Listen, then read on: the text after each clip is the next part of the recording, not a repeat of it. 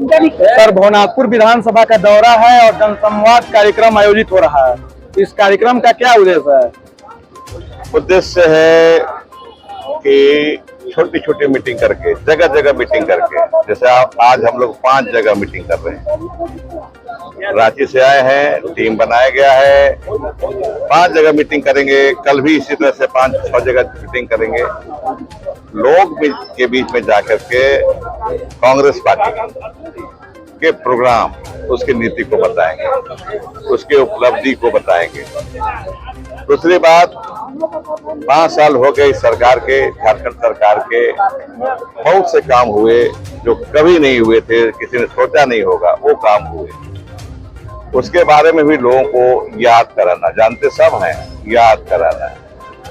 फिर लोकल समस्या, जैसे कि यहाँ आए तो मानस जी बताए कि क्या समस्या है स्थानीय, लोकल समस्या के बारे में जानना, और मैनिफेस्टो कमेटी हमारी है उसको देना, रिपोर्ट करना, मैनिफेस्टो में लिखाना, ताकि अगली सरकार जो बने तो उस पर कार्रवाई हो सके। चौथा ये है कि बीजेपी की सरकार नाकाम रही है, झारखंड में भी नाकाम रही है। पिछली सरकार बीजेपी की थी, आपने देखा, लोगों ने देखा कि 25-26 लोग भूख से मर गए, कार्ड रहते हुए उनको अनाज नहीं मिला। ये दुरावस्था थी पिछली सरकार में।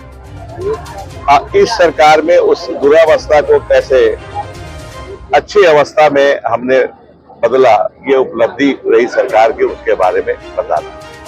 ये फेलियर है बीजेपी का, हमारा सफलता है, उपलब्धि है कि हम किसी को भूखे नहीं, मरने के तो दूर रहा बात, भूखे नहीं रहने दी।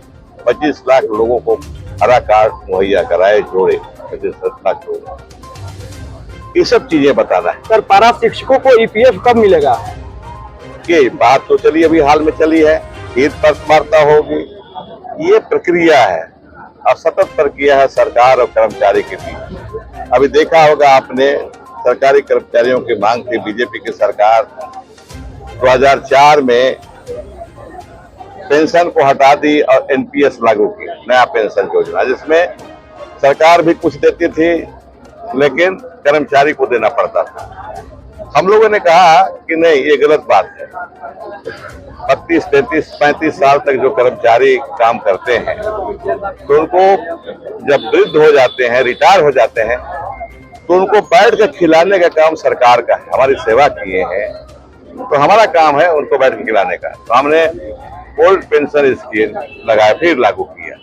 इस तरह से जितने भी कर्मचारी हमारे हैं, अभी भी मान लीजिए असंतुष्ट हैं कुछ कारणों से, तो उनसे मीटिंग करके हम लोग उनके बात को सुन रहे हैं, उनकी मांग मानने की कोशिश में लगे। सर, अभी आपकी राज्य में सरकार है, गठबंधन की सरकार है, फिर भी बहुत सारे आपके भवनाथपुर विधानसभा में ही अस्पताल है जहाँ भवन तो है लेकिन डॉक्टर नहीं है, इस पर क्या कहेंगे? देखिए, कमी है, नहीं ऐसी बात नहीं, लेकिन डॉक्टरों की नियुक्ति हो रही है। आप पढ़ते होंगे अखबार में कि नियुक्ति हो रही है, डॉक्टरों की नियुक्ति हो जाएगी तो आ जाएंगे, आएंगे।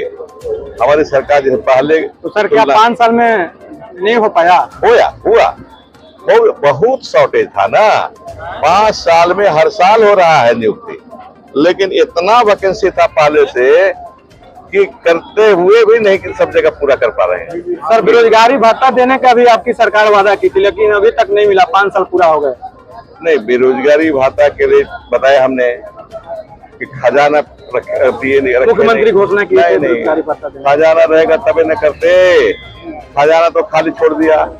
अब तो आप रोटी की व्यवस्था करने के लिए, कपड़ा की व्यवस्था करने के लिए, लोगों को जो हमारा वोटर है उनके और उनके छत की व्यवस्था करने के लिए उसी में लगे हुए हैं। उनके पॉकेट में पैसा देने के लिए, उनको सम्मानित करने के लिए, उनको पेंशन देने में हम लोग लगे हुए हैं।